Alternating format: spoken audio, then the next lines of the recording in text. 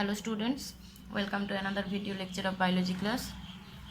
So our today's topic is structure and function of nucleotide. আমরা আগের লেকচারে নিউক্লিওটাইডের basic introduction করেছিলাম।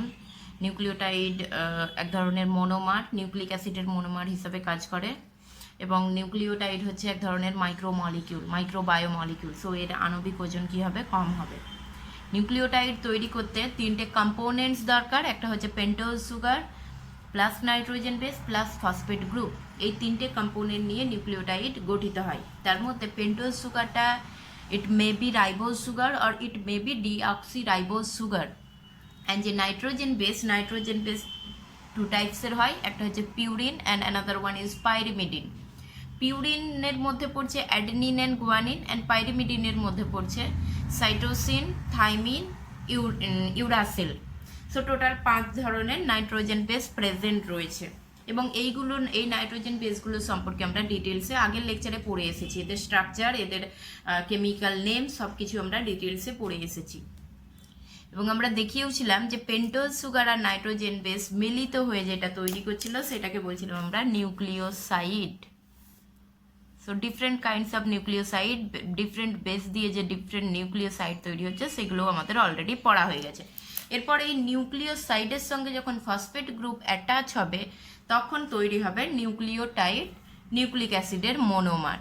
অ্যান্ড এই নিউক্লিওটাইড ফরমেশনটা এখন আমরা ডিসকাস করব। সো বেসিক্যালি একটা ডায়াগ্রাম যদি আমরা দেখাই তাহলে এটা হচ্ছে সুগারের সঙ্গে নাইট্রোজেন বেস অ্যাটাচ হচ্ছে অ্যান্ড ফসফেট গ্রুপ বা ফসফরিক অ্যাসিড অ্যাটাচ হচ্ছে, ফলে এটা একটা নিউক্লিওটাইডের স্ট্রাকচার গঠন করছে। সো এখানে যে ডায়াগ্রামটা আমরা দেখাচ্ছি এটা হচ্ছে একটা নিউক্লিওটাইড গঠন করছে। আর যখন আমি এই দিকের এই সাইডের ফসফেটটাকে বাদ দিয়ে দেবো তাহলে বাকি যেটা পড়ে রইলো সুগার আর নাইট্রোজেন বেস, তার মানে সেটা হচ্ছে নিউক্লিওসাইড গঠন করছে। তো এটা তো গেল ডায়াগ্রামের ক্ষেত্রে। এরপর আমরা ডিটেলসে আসি কিভাবে স্ট্রাকচারটা গঠন হচ্ছে। সো এখানে একটা নাইট্রোজেন বেস নেওয়া হয়েছে অ্যান্ড এই নাইট্রোজেন বেসের স্ট্রাকচারটা দেখেই বোঝা যাচ্ছে এটা আমি পিউরিনের নিয়েছি, যেহেতু এটা ডাইসাইক্লিক, দুটো সাইকেল রয়েছে। সো দুটো পিউরিনের ক্ষেত্রে পিউরিনের স্ট্রাকচার ডাইসাইক্লিক হয়, আর হচ্ছে পাইরিমিডিন যেটা আছে সেটা হচ্ছে মোনোসাইক্লিক হয়, একটা রিং থাকে। তো এটা ডাইসাইক্লিক এবং পিউরিনের মধ্যেও এখানে অ্যাকচুয়ালি যেটা নেওয়া হয়েছে সেটা হচ্ছে অ্যাডেনিন। তার কারণ এখানে নাম্বারিং যদি আমরা করি তাহলে এটা 1 2 3 4 5 6 7 8 অ্যান্ড 9 অ্যান্ড এখানে 6 এর মধ্যে কে রয়েছে? 6 amino purine. So 6 amino purine আমরা জানি অ্যাডেনিনকে বলা হয় 6 অ্যামাইনো পিউরিন, তার মানে এটা আমি অ্যাডেনিন নিয়েছি। সো অ্যাডেনিন যে কোনো নাইট্রোজেন বেশি হতে পারে, সো আমি ফার্স্ট অ্যাডেনিন দিয়েই দেখাচ্ছি। সো অ্যাডেনিনের সঙ্গে যুক্ত হচ্ছে কে? এখানে সুগার যুক্ত হচ্ছে একটা। সুগারটা কি? সুগারের এখানে আমরা যদি নাম্বারিং করি, আচ্ছা 1 2 3 4 অ্যান্ড এটা হচ্ছে 5 কার্বন। এখানে নাম্বারিং সুগারের নাম্বারিংটা একটু চেঞ্জ করব। অলরেডি এখানে 1 2 3 4 5 এই নাম্বারগুলো আমরা ইউজ করেছি, সেই জন্য সুগারের ক্ষেত্রেও যদি 1 2 3 4 5 এইগুলো ইউজ করি তাহলে একটা কনফিউশন হতে পারে।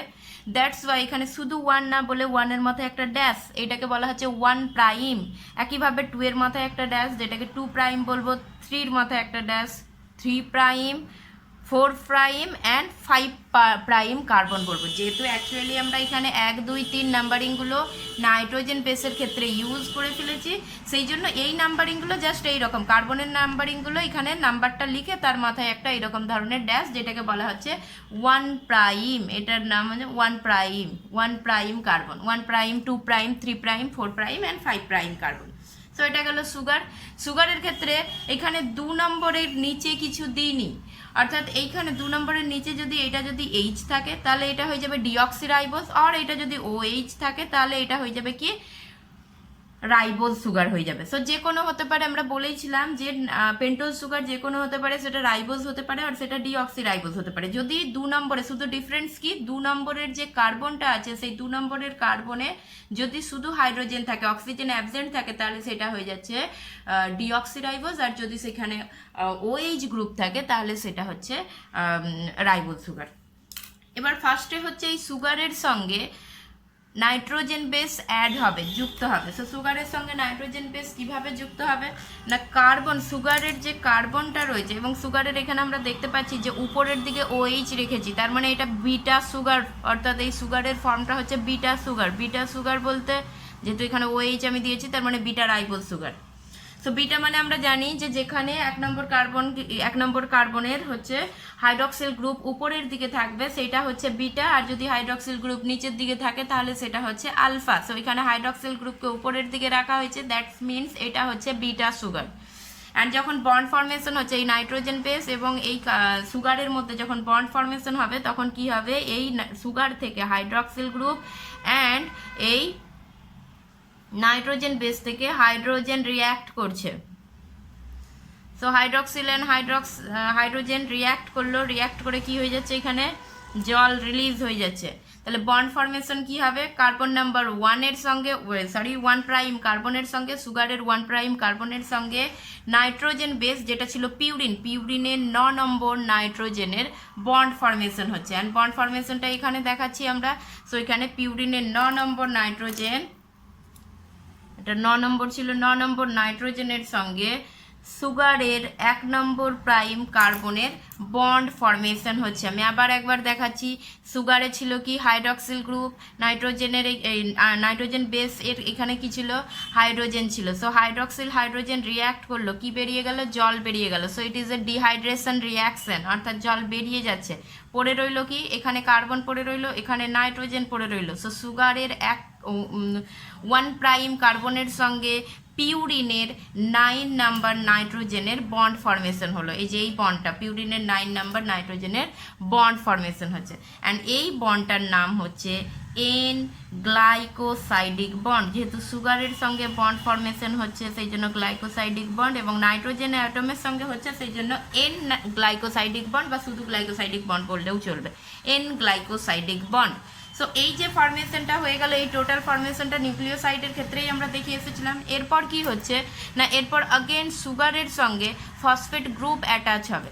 সো সুগারের সঙ্গে ফসফেট গ্রুপ কিভাবে অ্যাটাচ হচ্ছে না, সুগারের 5 প্রাইম কার্বনের যে হাইড্রক্সিল গ্রুপ রয়েছে তার সঙ্গে, অর্থাৎ এই হাইড্রক্সিল সুগারের 5 প্রাইম কার্বনের হাইড্রক্সিল গ্রুপ এবং ফসফেটের এই হাইড্রোজেন রিঅ্যাক্ট করছে। अगेन এখান থেকেও জল রিলিজ হয়ে যাচ্ছে, তো এখান থেকেও H2O রিলিজ হয়ে গেল। অ্যান্ড পড়ে রইল কি, তাহলে এখানে 5 প্রাইমের CH2 আর ফসফেটের সঙ্গে এখানে O পড়ে রইল। সো এটা যুক্ত হয়ে কি হচ্ছে, এখানে CH2O P double bond O, এখানে হচ্ছে অ্যাকচুয়ালি হাইড্রোজেনগুলো বের করে দেওয়া হয়েছে, চার্জড ফর্মে রয়েছে ফসফেট গ্রুপটা, নাহলে ফসফরিক অ্যাসিড যদি আমরা দেখাই তাহলে H করে দিতে পারি এখানে। সো এটা হচ্ছে ফসফেট গ্রুপ যুক্ত হয়ে গেল। এখানে যে বন্ডটা ফর্মেশন হয়েছে ফসফেট গ্রুপের ক্ষেত্রে, যে বন্ডটা ফর্মেশন হয়েছে এটা হচ্ছে এস্টার বন্ড বা ফসফেট এস্টার বন্ড বলা হয়েছে। ফসফরিক অ্যাসিডের সঙ্গে বন্ড ফর্মেশন হয়েছে, that's why phosphate ester bond formation হয়েছে। অ্যান্ড ফসফেট এস্টার বন্ডটা কোথায় ফর্মেশন হয়েছে, সুগারের 5 প্রাইম কার্বনের সঙ্গে ফসফরিক অ্যাসিড বা ফসফেট গ্রুপের ফর্মেশন হয়েছে। টোটাল যে স্ট্রাকচারটা তৈরি হলো সেই টোটাল স্ট্রাকচারটাই তৈরি হয়ে গেল নিউক্লিওটাইডের স্ট্রাকচার। সো যেখানে সুগার তার 1 প্রাইম কার্বনের সঙ্গে 9 নম্বর নাইট্রোজেন অ্যাটমের, পিউরিনের 9 নম্বর নাইট্রোজেন অ্যাটমের সঙ্গে এন গ্লাইকোসাইডিক বন্ড ফর্মেশন করেছে, এবং 5 প্রাইম কার্বনের সঙ্গে, এটা হচ্ছে 5 প্রাইম কার্বন, সো 5 প্রাইম কার্বনের সঙ্গে ফসফেট গ্রুপে ফসফেট এস্টার বন্ড ফর্মেশন করে নিউক্লিওটাইড ফর্মেশন করছে। যদি এই নাইট্রোজেন বেসটা পিউরিন না হয়ে পাইরিমিডিন হতো তাহলে কিন্তু এটা মোনোসাইক্লিক হতো না, ডাইসাইক্লিক হতো না, মোনোসাইক্লিক হতো, তাহলে 1 নম্বর নাইট্রোজেন অ্যাটমের সঙ্গে বন্ড ফর্মেশন হতো, অর্থাৎ বন্ড সেম ফর্মেশন হবে, শুধু নাইট্রোজেন অ্যাটমের পজিশনটা চেঞ্জ হয়ে যাবে। পাইরিমিডিনের ক্ষেত্রে 1 নম্বর নাইট্রোজেন অ্যাটমের সঙ্গে কার্বনের 1 প্রাইম সুগারের 1 প্রাইম কার্বনের এন গ্লাইকোসাইডিক বন্ড ফর্মেশন হতো, বাকি সেম থাকতো। সো এখানে সেই জন্য বলেছি আমরা, for nucleotide formation the nitrogen base is linked with a pentose sugar first at C1 prime of the sugar by N glycosidic bond. The phosphate group is joined at C5 prime of sugar by ester linkage. যে কি বলা হচ্ছে, pentose সুগারের 1 নম্বর কার্বনে পিউরিনের 9 নম্বর nitrogen পরমাণু এবং পাইরিমিডিনের 1 নম্বর nitrogen পরমাণু N glycosidic বন্ধনীর মাধ্যমে যুক্ত হয় ও সুগারের 5 প্রাইম কার্বনের সাথে ফসফেট গ্রুপ এস্টার বন্ধনীর মাধ্যমে যুক্ত হয়ে নিউক্লিওটাইড গঠন করে। ব্যাস, এটা হচ্ছে নিউক্লিওটাইডের মেন গঠনের মেন দুটো বন্ধনী। একটা হচ্ছে এন গ্লাইকোসাইডিক বন্ধনী, যেখানে সুগারের সঙ্গে নাইট্রোজেন বেস যুক্ত হচ্ছে, আর একটা হচ্ছে এস্টার বন্ধনী, যেই এস্টার বন্ধনী 5 প্রাইম কার্বনের সঙ্গে ফসফেট গ্রুপ যুক্ত হচ্ছে, এর ফলে নিউক্লিওটাইড গঠিত হচ্ছে। নেক্সট টপিক হচ্ছে ডিফারেন্ট টাইপস অফ নিউক্লিওটাইড। এবার ডিফারেন্ট নিউক্লিওটাইডসের, অর্থাৎ সুগার আর ফসফেট তো সেম থাকবে, কিন্তু নিউক্লিওটাইড যেটা নাইট্রোজেন বেস যেটা সেটা চেঞ্জ হতে হতে থাকবে। সো চেঞ্জ হলে কি কি নাম আসবে? ফার্স্ট হচ্ছে এইখানে যে স্ট্রাকচারটা আমরা দেখাচ্ছিলাম একটু আগে, এই স্ট্রাকচারটা যেটা দেখাচ্ছিলাম, এখানে ফসফেটটাকে যদি আমি বাদ দিয়ে দিই, বাকি এইটুকু যেটা পড়ে রইলো সেটা কি রয়েছে? এখানে হচ্ছে রাইবোজ সুগার দেখানো হচ্ছে আর অ্যাডেনিন দেখাচ্ছে। তাহলে রাইবোজ সুগার প্লাস অ্যাডেনিন মিলিত হয়ে যে নিউক্লিওসাইডটা তৈরি করে সেটাকে আমরা আগেই পড়ে এসেছি, তার নাম হচ্ছে অ্যাডিনোসিন। এবং এই অ্যাডিনোসিনের সঙ্গে একটা ফসফেট যুক্ত হয়েছে, তাহলে এই নিউক্লিওটাইডটার নাম হয়ে যাবে adenosine monophosphate. So different types of নিউক্লিওটাইডের নামটা কি? 1 নম্বর হচ্ছে অ্যাডিনোসিন মোনোফসফেট বা এটাকে এএমপি বলা হয়, এবং এর কম্পোনেন্টস কি? রাইবোজ আছে, অ্যাডেনিন, রাইবোজ অ্যাডেনিন ফসফেট। একইভাবে যদি বেসটা যদি গুয়ানিন হয় তাহলে সেই নিউক্লিওটাইডটার নাম হয়ে যাবে গুয়ানোসিন মোনোফসফেট বা জিএমপি, যেখানে কম্পোনেন্ট কি থাকবে? Ribose plus guanine plus phosphate. একইভাবে যদি পাইরিমিডিন দিই তাহলে সাইটিডিন মোনোফসফেট, যেখানে শুধুমাত্র সাইটোসিন, রাইবোজ ফসফেট সেম রইল, সাইটোসিনটা নাইট্রোজেন বেস হিসেবে সাইটোসিন থাকছে। ইউরিডিন মোনোফসফেট, রাইবোজ ফসফেট সেম রয়েছে, নাইট্রোজেন বেস হিসাবে ইউরাসিল থাকছে। সো এই প্রত্যেকটার যেগুলো বলা হয়েছে এখানে প্রত্যেকটা সুগার হিসাবে রাইবোজ কাজ করছে। এবার সুগার হিসাবে যদি ডিঅক্সি রাইবোজ কাজ করে তাহলে সেম জিনিস, শুধু এখানে ডিঅক্সি একটা চলে আসবে, অর্থাৎ ডিঅক্সি অ্যাডিনোসিন মোনোফসফেট। তার মানে এখানে সুগার হিসাবে চলে লোকে ডিঅক্সি রাইবোজ অ্যাডেনিন ফসফেট। একইভাবে deoxy guanosine monophosphate, deoxy cytidine monophosphate and deoxy thymidine monophosphate. So এগুলো সবগুলোই হচ্ছে যেটা নিউক্লিওটাইডের নাম। তা কার বেসিসে না কী ধরনের সেখানে নাইট্রোজেন বেস ইউজ হচ্ছে এবং কী ধরনের সেখানে সুগার ইউজ হচ্ছে, সুগারটা রাইবোজ সুগার নাকি ডিঅক্সি রাইবোজ সুগার, সেই হিসাবে নামগুলো দিয়ে এসেছি। যদি রাইবোজ সুগার হয় তাহলে সেখানে অ্যাডিনোসিন গুয়ানোসিন এইভাবে হয়ে মোনোফসফেট, সাইটিডিন মোনোফসফেট এইভাবে হয়ে আসবে। যদি সেখানে ডিঅক্সি রাইবোজ সুগার যুক্ত হয় তাহলে সেখানে শুধু জাস্ট আগে একটা ডিঅক্সি কথাটা ইউজ হয়ে যাবে। এছাড়া যেহেতু ফসফেটটা ফসফরিক অ্যাসিড হিসাবে থাকে, সেই জন্য এই নিউক্লিওটাইডগুলোকে অনেক সময় এইভাবেও বলা হয় অ্যাডিনাইলিক অ্যাসিড, অর্থাৎ অ্যাডিনোসিন মোনোফসফেটকে অ্যাডিনাইলিক অ্যাসিডও বলা হয়, গুয়ানোসিন মোনোফসফেটকে গুয়ানাইলিক অ্যাসিডও বলা হয়, সাইটিডিন মোনোফসফেটকে সাইটিডাইলিক অ্যাসিডও বলা হয়। সো এইভাবেও নামগুলো দেওয়া হয়ে থাকে, যেহেতু এখানে ফসফেট গ্রুপটা ফসফরিক অ্যাসিড রূপে থাকছে, সেই জন্য এইভাবেও নামগুলো দেওয়া হয়ে থাকে। নেক্সট আমরা আসছি হায়ার নিউক্লিওটাইড, অর্থাৎ হাই এনার্জি বিশিষ্ট কিছু নিউক্লিওটাইড। এখানে তো পড়লাম এএমপি, জিএমপি, এগুলো তো পড়লাম। এরপর হায়ার নিউক্লিওটাইডের একটা এক্সাম্পল যদি আমাদেরকে দিতে বলে তাহলে হায়ার নিউক্লিওটাইডের একটা এক্সাম্পল হচ্ছে এটিপি। যেমন আমরা এএমপি পড়লাম, এএমপির ফুল ফর্ম কি বলেছিলাম? অ্যাডিনোসিন মোনোফসফেট। এটিপির ফুল ফর্ম কি হবে? এটিপির ফুল ফর্ম হচ্ছে অ্যাডিনোসিন ট্রাইফসফেট। আগের ক্ষেত্রে অ্যাডিনোসিন মোনোফসফেট কেন বলেছিলাম? অ্যাডিনোসিন বিকজ রাইবোজ আর অ্যাডেনিন ছিল, সেই জন্য অ্যাডিনোসিন। মোনোফসফেট বলছিলাম কেননা একটা ফসফেট গ্রুপ অ্যাড হয়েছিল, সেই জন্য মোনোফসফেট। এখানে হচ্ছে অ্যাডিনোসিন ট্রাইফসফেট, তার মানে রাইবোজ সুগারের সঙ্গে অ্যাডেনিন তো যুক্ত হচ্ছে, যেমনভাবে যুক্ত হচ্ছে, অ্যান্ড রাইবোজ সুগারের 5 প্রাইম কার্বনে একটা ফসফেট যুক্ত না হয়ে 3টে ফসফেট যুক্ত হচ্ছে, সেই জন্য এটা ট্রাইফসফেট। ট্রাই কথাটার মানে হচ্ছে 3টে, সো এখানে 3টে ফসফেট থাকবে।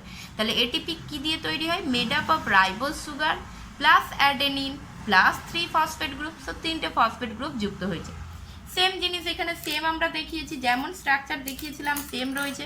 সো এখানে 9 নম্বর, এখানে অ্যাডেনিন দেখিয়েছি যেহেতু, সো 9 নম্বর নাইট্রোজেন অ্যাটমের সঙ্গে, এখানে প্রাইম হবে না, 9 নম্বর নাইট্রোজেন অ্যাটমের সঙ্গে এখানে 1 নম্বর কার্বনের 1' কার্বনের N গ্লাইকোসাইডিক বন্ড ফরমেশন হয়েছে, অ্যান্ড তারপর 5' কার্বনের সঙ্গে ফার্স্ট যে ফসফেট গ্রুপটা যুক্ত হয়েছে, সো এটা হচ্ছে first phosphate group. So first যে ফসফেট গ্রুপটা যুক্ত হয়েছে সেটা তো এখানে এস্টার বন্ড ফরমেশনের মাধ্যমে যুক্ত হয়েছে, এস্টার লিঙ্কেজ এখানে রয়েছে। অ্যান্ড নেক্সট ফার্স্ট এটা হচ্ছে 1 নম্বর ফসফেট গ্রুপ, অ্যান্ড এই 1 নম্বর ফসফেট গ্রুপের সঙ্গে আরও দুটো ফসফেট গ্রুপ যুক্ত হয়েছে, so second phosphate group, so এটা সেকেন্ড ফসফেট গ্রুপ, অ্যান্ড এইটা হচ্ছে third phosphate group. So total 3টে ফসফেট গ্রুপ এখানে যুক্ত হয়েছে।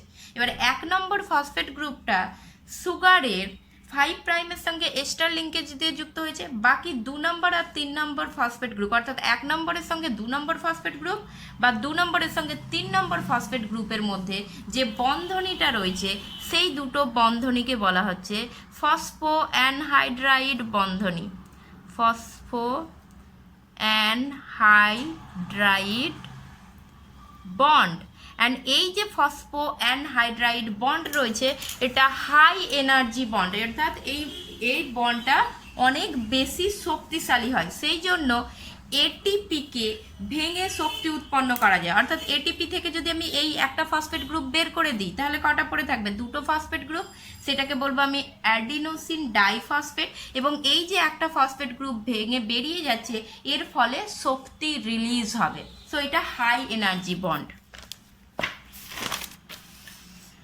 অর্থাৎ সেই জন্য এখানে বলা হয়েছে have high energy bonds between phosphates represented by, high energy বন্ডটাকে এইরকমভাবে বাঁকিয়ে দেওয়া হয়। সো ফসফেটের মধ্যে 2 নম্বর আর 3 নম্বর ফসফেট গ্রুপের মধ্যে একটা শক্তিশালী ফসফেট বন্ধনী কাজ করে থাকে। সো 1 নম্বর ফসফেট গ্রুপটা তো জাস্ট এস্টার লিঙ্কেজের মাধ্যমে যুক্ত হচ্ছে, সো সেটা হাই এনার্জি নয়। বাকি যে দুটো ফসফেট বন্ধনী রয়েছে ফসফো অ্যানহাইড্রাইড বন্ধনী, সো সেইখানে হাই এনার্জি রয়েছে। তাহলে এটিপির মধ্যে দুটো শক্তিশালী বন্ধনী প্রেজেন্ট থাকে। শুধু এটিপি নয়, এখানে হায়ার নিউক্লিওটাইডের মধ্যে একইভাবে জিটিপিও তৈরি হতে পারে। জিটিপি মানে guanosine triphosphate, CTP, UTP etcetera. So এইভাবে জাস্ট হতে পারে, এইরকমভাবে হায়ার কিছু নিউক্লিওটাইড তৈরি হতে পারে। নেক্সট আমরা আসছি নিউক্লিওসাইড ও নিউক্লিওটাইডের ডিফারেন্সের মধ্যে। অলরেডি আমাদের দুটোই পড়া হয়ে গেছে। তাহলে কি nucleoside, it is made up of pentose sugar আর নাইট্রোজেন বেস, অর্থাৎ শুধু যদি পেন্টোজ সুগার আর নাইট্রোজেন বেস থাকে তাহলে সেটাকে নিউক্লিওসাইড বলবো। আর নিউক্লিওটাইড হচ্ছে পেন্টোজ সুগার নাইট্রোজেন বেসের সঙ্গে কি থাকবে, ফসফেট থাকবে, phosphate group. It is the building block of nucleotide, নিউক্লিওটাইডের উপাদান হিসাবে কাজ করে। তার কারণ আমরা জানি নিউক্লিওটাইড তৈরি হচ্ছে কি দিয়ে, পেন্টোজ সুগার, নাইট্রোজেন বেস এবং ফসফেট। আর নিউক্লিওসাইড তৈরি হচ্ছে কি দিয়ে, pentose sugar and phosphate, nitrogen base. তার মানে নিউক্লিওটাইডকে আমরা বলতে পারি যে নিউক্লিওটাইড তৈরি হচ্ছে কি দিয়ে, নিউক্লিওসাইড প্লাস ফসফেট দিয়ে। সেই জন্য নিউক্লিওসাইড হচ্ছে নিউক্লিওটাইডের একটা উপাদান।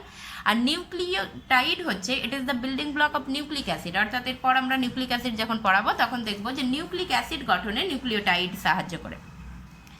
Nucleoside it is slightly basic in nature, nucleoside হচ্ছে ক্ষারীয় প্রকৃতির হয়। তার কারণ এখানে কোনো ফসফেট গ্রুপ থাকে না এবং নাইট্রোজেন বেস থাকে যেটা ক্ষারীয় টাইপের হয়, সেই জন্য নিউক্লিওসাইড ক্ষারীয় প্রকৃতির হয়।